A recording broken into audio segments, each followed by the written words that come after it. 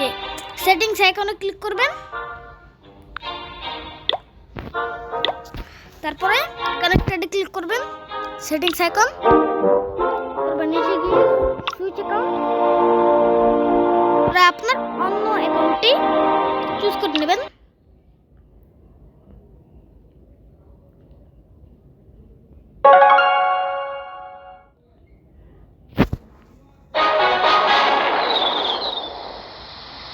তো এই যে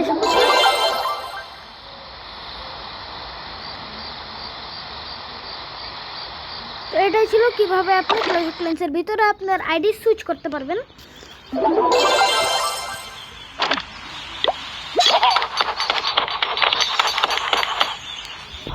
তো